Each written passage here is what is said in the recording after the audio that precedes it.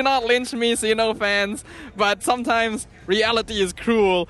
We're going into game number 3 here. Let's see how the draft turns out. All right, it's going to be the Lilia band coming out for the side of Team CARACAL. They are done with Stormy on this comfort pick, followed up by the Valentina from Orange Esports. The Valentina is obviously expected on the red side, but the Lilia band from Team CARACAL looks like they're realizing, okay, giving this to Stormy might be a bad idea, but this just makes it more likely that he'll actually bring out something weird, and I am all for that. Hey man, there's still a lot of mages here up on the table. Let's not forget that if you're banning out Lilia, you're going to lose a priority pick. Wan is banned out. Well, I don't want to mention Akai too much because it feels like both teams don't really want to touch it in a sense. Maybe it's a gentleman's agreement. Maybe it's not. No clue there. Orange Esports, on the other hand, they usually go for Masha.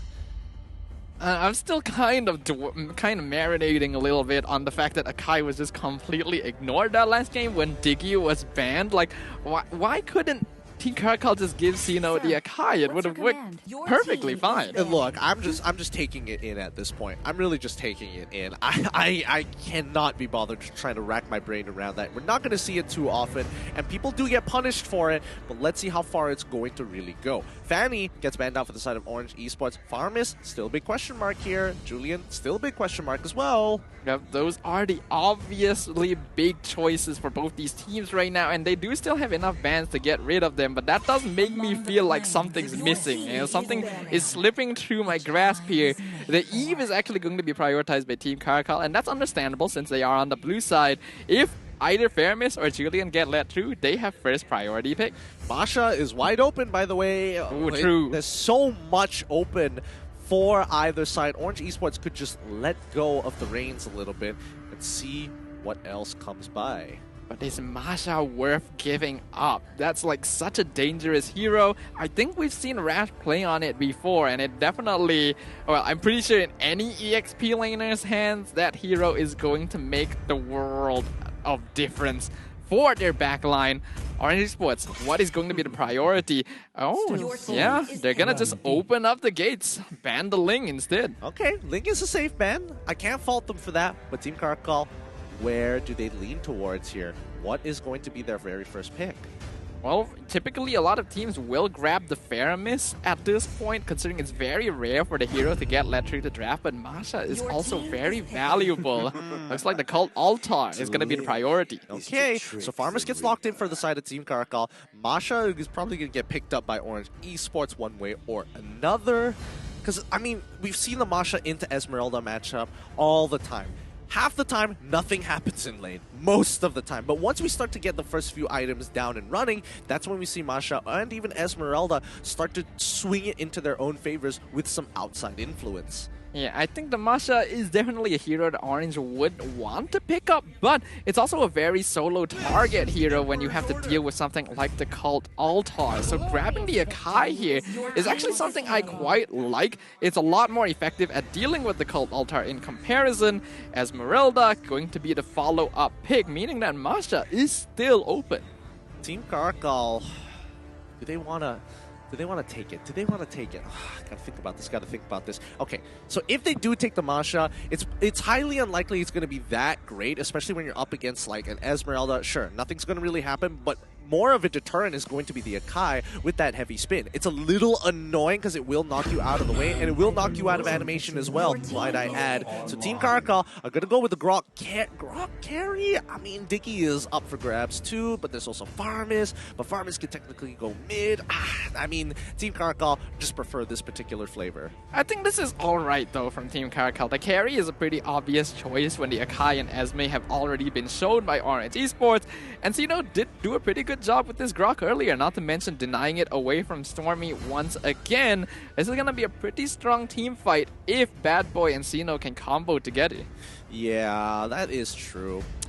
Although I would like to see Orange Esports Stormy pick up the Julian. That'd be pretty exciting to see him just go, you know, balls to the walls, just absolutely going for these big engages here. Irithel being covered over and locked in for the side of Orange Esports. Alright, I quite like this as well. The Irithel pick once again going to Valence. A very good hero in the fact that Irithel can just run around the battlefield shooting you, and this will make it difficult for even heroes like Faramis and Grok to catch up and CC on this marksman. I think more importantly so, actually having the Queen's Roar is going to be a really powerful tool because, drop down the Cult Altar, Team CARACAL is running at you, boom, Queen's Roar, slow you down, back away, take your time with the fight until the Cult Altar times out or completely disengage from the fight. Yeah, makes a lot of sense to me, not to mention the armor shred as well. So if they go for another physical carry, it would work out in a big team fight situation if Team CARACAL group up together. Orange Esports is going to be starting off the second round of bans by getting rid of Uranus. Again, actually not hard focusing the Dirov here. Yeah, I mean, Masha's still available. Let's just keep that, you know, the idea afloat here, unless it's another gentleman's agreement. Like, hey, we're going to play Hero Roulette, and we're going to make sure we're going to get rid of some of these S-tier picks. Sometimes I wonder if when these really strong hero picks get let through the bans, teams just completely forget about them because they're so used to not thinking about picking them up. I mean, us here at the table already forget about a lot of these top tier picks as the draft goes by, but it's weirder once we point it out. But Karina, going to be the follow-up ban from Orange Esports. Team CARACAL now have the last ban. Okay, I can understand the Karina here because that is a hero that's going to be pretty strong in the early game, combos well with the Faramis, does counter the Irithel as well simply because auto attacks won't damage it, so I can understand that. But if Dirov is picked up, if Masha is picked up, then Neo's not going to have as comfortable a lane, and the Kadita ban from Team CARACAL as well. I understand why they would go for it since we know AIM likes the hero, but when you have Cult Altar, do you really need to ban that out? Yeah, that's the thing. Also, what would be really interesting here for the side of Orange Esports, what if Stormy actually picked up the Esmeralda and Orange Esports lock in the Masha? Oh my. Really? Think about it. If they actually do that, it would just straight up be flexing. That's just a straight up letter of challenge to CARACAL saying, here's how you play mid Esme. I don't really think so. It'd be so funny, like, certain heroes work as a weird pick in the mid lane. I don't think this is one of them. The Diggy is going to be picked up by Orange Esports. Okay, fair enough. They have some clear disengage. They want to make sure that Team CARACAL doesn't have the counter pick on top of everything else. They still can play flexible. Orange Esports don't want to take any chances. So this is going to be a jungle Akai, roam Diggy, so AIM's going to be playing on that. It does look like there's an opportunity here for Stormy to play a physical mid lane again because you already have two sources of magic damage in the Diggy and the Esme. Well, I mean, am I reliably going to depend on Diggy for the magic damage? Not really. I don't see that happening. The Esme does take a little bit of time to get to that point, so I guess the question is, at which phase do they want to kind of put their focus and attention on, right? If Grok wasn't locked in already, I think this would be a great Stormy Grok game, but Team CARACAL are going to be finishing off their draft. A really powerful combo here, the Julian and the Benedetta. These were heroes that secured their victory in game number 1 and will be dishing out a lot of damage while having the mobility that might be needed to actually catch up with Valence. I think it's pretty fair here. Sicilian may not necessarily be a good pick against a team like this, team composition like this, so I don't know. It's Stormy. He'll play what he feels comfortable with. I'm personally a little sad because I was hoping Stormy would pull something weird out of his pocket again, but the Sicilian is definitely a hero he's comfortable with. It is, however, does mean that Orange Esports is going to be lacking in damage for most of the mid game. So that means Team CARACAL wants to up the tempo. They're going to want to play aggressive here. Yeah, they're going to play as aggressive as possible. Ooh, this is going to be an interesting one. The drafting between OE and Team CARACAL is going to be something that I don't think anybody can really predict that well. But for you guys at home, this is for your viewing pleasure. This is going to be the final game here for match point.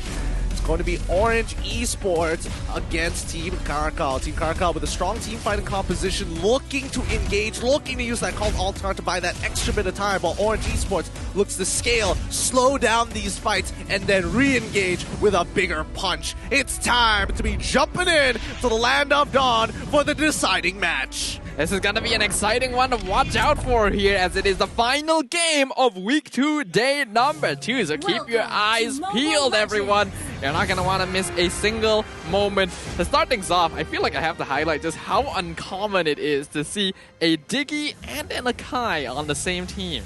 Yeah, you don't get to see that very often here, but hey, after the patches, after the tank patches, I mean, anything is possible. Tanks in the jungle, that was just the beginning. And AIM has Impure Rage on this Diggy. He is gonna be spamming the auto alarm bombs. We mentioned Diggy, not really a solid source of magic DPS. AIM says no. He is. He is. He will be, and he must be. I want to see what his build is going to be by the end of this match, so let's keep an eye out on that. For now, it's all about that mid control, but more importantly, AIM is switching between mid control and running down bottom side to make sure that Zed is not going to have a comfortable time here, as AIM will look to harass. However, Sino is moving into enemy territory, as well as Farmis, making sure that the Akai is always going to be checked. We know that since Stormy is playing on the Sicilian, he's definitely going to be losing out on mid control as compared to a Grok and a Ferris Mist, which means that it's much easier for Team CARACAL to invade the enemy jungle. Luckily, Subway is on an Akai, so he's not usually at risk of being chased out of his own jungle.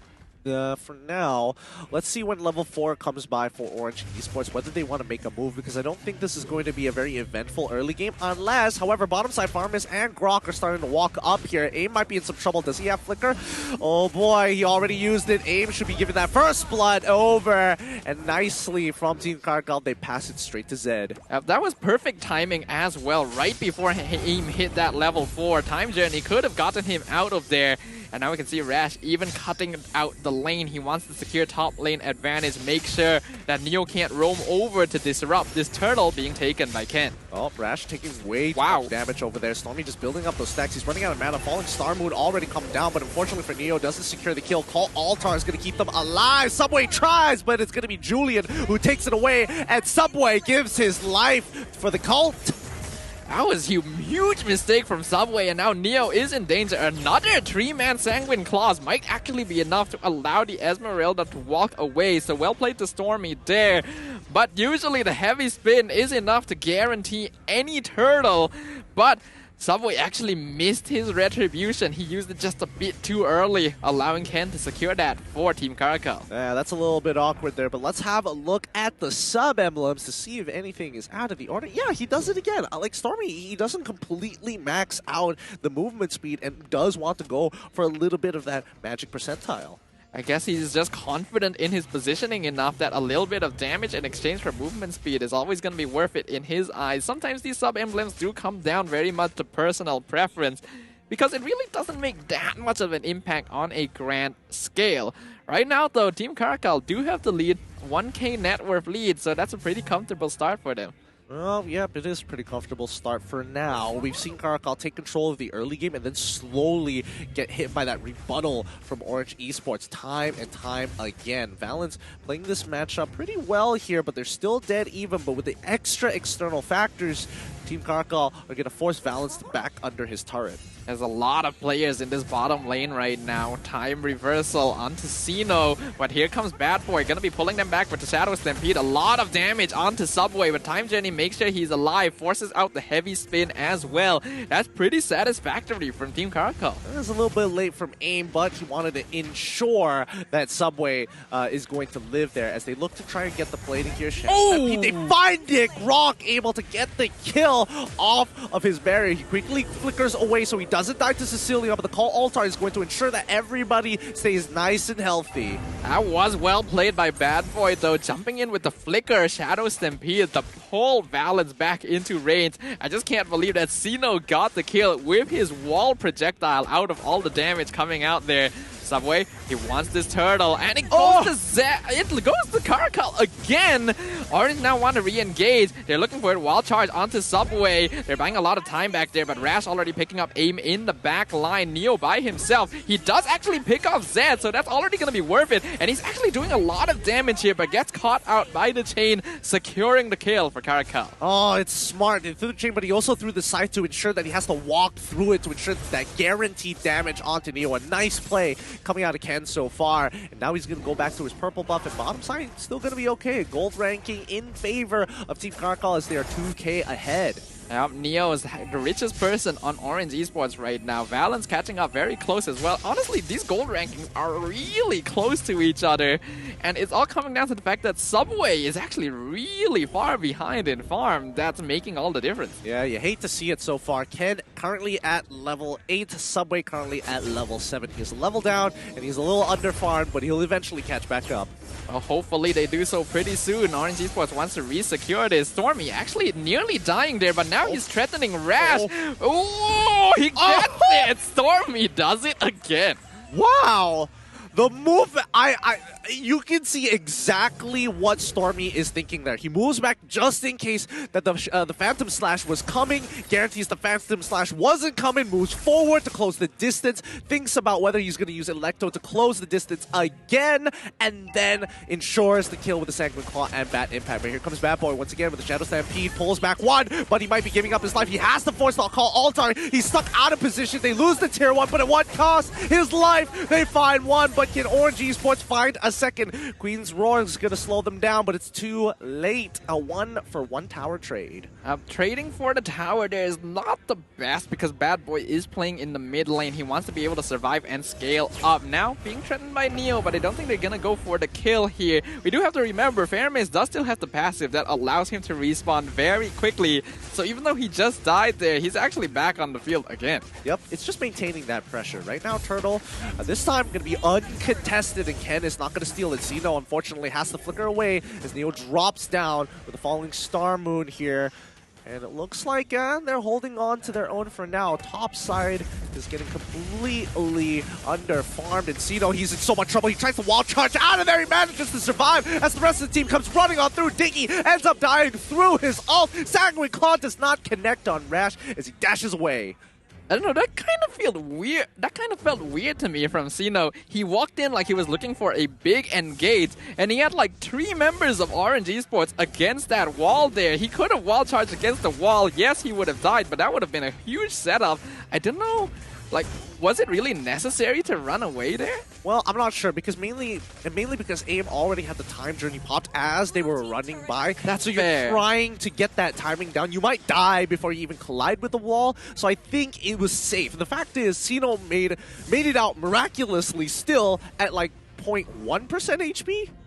Okay, that's true. I did kind of forget about the time journey there for a moment because it is still kind of weird to see both the Akai and the Diggy on one team. But yeah, that does make it difficult for Zeno to engage. So you're right. The fact that he got out of that despite everything is still very impressive for this Grok right now. Team CARACAL, they're still in the lead in terms of gold, but not by much. Orange Esports definitely upping the tempo here in the mid game. Yep, with 32 more seconds on the clock until the Lord spawns. Orange Esports, I'm not entirely sure who is going to win a team fight here. I'm going to be perfectly honest with you. What I am terrified of is Stormy. He's currently 1-0 and he's been free farming. They're even giving him the purple buff because they know that Stormy is going to make things happen with it. They want to funnel all of their gold into the Sicilian, into this Irritel, because Orange Esports are now playing for that late game where they know they outscale Team CARACAL. All right, the proxy's coming out from both EXP laners right now, but here's where it's going to get a little dicey. Subway uses his body slam to get a little bit of a shield. The Ghostbuster comes out, and Bad Boy taking a lot of damage. But Rash, he ends up dying to Irithel. It's not good, because now Orange Esports have the green light to collapse down on this Lord. Team CARACAL now in some trouble, looking to turn this fight, but the time journey is going to buy them more than enough time as the Call Altar trying to protect them. Ooh. It's too late. They've taken all the damage. Neo jumps in, and they've taken them down. Irithel gets the free hit everybody else as Cecilia takes out the back line. Beautifully played by Orange Esports. Unfortunately, Rash just underestimating the damage out of the Irritel. Getting himself caught out means go time for Orange. They wait for the Cult Altar. They plan out the time journey to be used at the very last second. And a very nice falling Star Moon from Neo, catching out 2 people, immediately erasing all of their temporary HP. Yep, he sent them back into their graves. Bad Boy now picking up that Lightning Truncheon is going to be a huge pick, especially if he gets his hands anywhere close near Valence. A single touch is really going to put him in the red. The question is whether or not he wants to do that, right? Because he still has to play for the team. He cannot afford to lose his Cult Altar so early on in a fight. It's going to be difficult though. Right now, Orange Esports are actually in a very comfortable spot. They have enough consistent damage that they can break through the temp HP and still get the kill on top of that. And now Rash might be in danger. He gets away with the Electro final blow, but he's in their base. And I think he already knows there's not much he can do about this. Mega kill going to Valence. The Lord secured by Subway with the heavy spin. Cult Altar not quite enough. They're now retreating from the Cult Altar, but it's now popping. Xeno dropping real low. Unstoppable going over to Valence. He's going for Bad Boy now, but the Flicker gets the fair miss to safety. What a quick turnaround for the side of Orange Esports, despite being a distraction and pulling the 2 main damage dealers away from that Lord fight. Somehow, Subway has been sick of it. He is done with Team CARACAL stealing away his neutral objectives. Yep, looks like he's going to be quite comfortable right now. He already has the Radiant Armor and the Blade Armor, so covers all the bases from magic and physical damage. Valence already 3 items completed. Zed, only 2 so far. Yep. Oh boy, this is looking real tight here. It's anybody's game so far. The Lord is going to swing into the favor of Orange Esports. They're going to increase their goal lead, and ideally, they're able to break open mid. Yeah, this mid lane has been undamaged so far, but they finally lose the tier 1. Top tier 2 falls to the Lord as well. Orange going to clear up the entire mid lane and allow the Lord to distract Team CARACAL. They're actually going to try and go for the top inhibitor now, but the Lord is already dead, and the Pulse clears up the minion wave. So Team CARACAL will survive, but they only have 1 external tower left. Let's not forget the second wave that decides to come on through. They still managed to protect the bottom tier 1 with the help of Rash, who went ahead of the rest of the team to actually clear that up for himself, as Orange Esports put a lot of their eggs in top as well as mid. But they are in a comfortable spot. Again, 2.4k net worth lead. 12 minutes in, this actually isn't that big, but considering that Orange Esports has better late game scaling than Team CARACAL, this does mean a lot more. And with the Divine Glaive now on Stormy as well, I am very curious how much damage this Cecilion actually does. Yeah. Okay, there's my answer. Oh, Bad Boy. Almost getting 100 to 0 there. But now, oh no, Rash once again getting caught out here. Neo is going to chase him down. Wait, Rash still alive? Does he actually survive this? It looks like he will. He ends up dying to aim so far. And they might be able to pick up Cino at the same time. With the amount of damage coming out from Stormy, it seems doable. But he walks away. Ooh, that's just unfortunate. Rash now is having a lot of difficulty. I'm curious about what build he's going on to Benedetta, because compared to a lot of other Benedettas we've seen today, he's not nearly as tanky. So something tells me he's actually gone for a bit of damage. I mean, the last time we did see Rash build on the Benedetta in game number 2, if I remember correctly, he did opt to go for the Bloodlust Axe into the Hunter Strike. So, and then the rest is going to be tank items. But until that point, well, I don't know. He should have 1 item, 1 defensive item at the very least. That damage from Valence though. Xeno half his HP gone in just a couple of shots, and he's supposed to be the main tank for Team CARACAL. They now basically have no way of really initiating in, because the Grok is going to die so quickly as well. They have to use the Cult Altar perfectly against Orange Esports to take a big team fight. Yeah, I think Orange Esports is going to try and coin flip this. Benedetta already cleaned up that top side, is rushing to get into position for this fight, but Orange Esports, they can just back away as they look for the flank. Theo finds it. He's looking for Cino. He sees him first, jumps on towards Zed side. No Call Altar just yet as they pop Cecilion. I'll Call Altar now activated. They're trying to get into the middle of the fight. Lecto Final Blow comes through, but it's too late. Valence has done way too much damage, getting a double kill already. Make it a triple, but Stormy takes it for the killing spree. Well played to Orange, taking out 3 members of Team CARACAL. Bad Boy will be up very soon thanks to the passive of Fairman. So this is going to be a 3v5 defense. Hopefully they'll be able to hold on. They are doing a fair bit of damage with the Ghost Burst. The Subway has to be careful right now. But the Cult Altar is losing a lot of effectiveness. It's very strong against burst damage, but right now with the Sicilian and Irritel, Orange have a lot of consistent DPS. Yeah, and not to mention the AoE that comes out from the Bat Impact and those explosive arrows. If they're too close together, all of the temp HP gets chunked away, not one by one.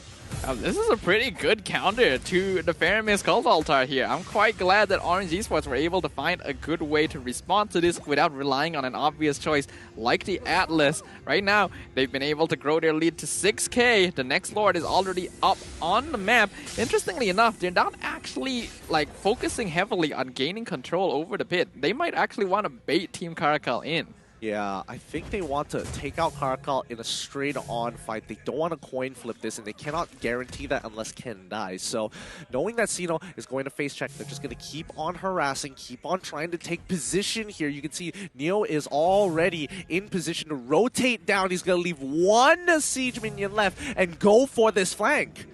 He runs into Bad Boy first. Sino might be out of position here, but Orange aren't going to chase them too far. Instead, now that they've zoned them out, they're going to get started on the Lord straight away. Team CARACAL, they want to respond to this, but it's going to take a while before Rash joins them. Yep, it's taken too long. They've already taken this Lord. No coin flip being had. Sino trying to wall charge out, and flickers over the wall. Stormy now with the sprint running gets hit by the enhanced chains, but the Winter Truncheon keeps Julian alive, but it's too late. Sino is dead. A mega kill onto the Julian as well. They found their 2, and now they're looking to end this. Rash needs to recall very quickly to defend against this, but Orange Esports only has 1 minion away, so Team CARACAL just needs to be able to clear this up. They are, however, 3v5, and instantly Rash dies. The Legendary going over to Valence. Cult Altar pops down, but it's instantly taken out. Instantly dropping the Faramis. Zed follows soon. Unstoppable going over.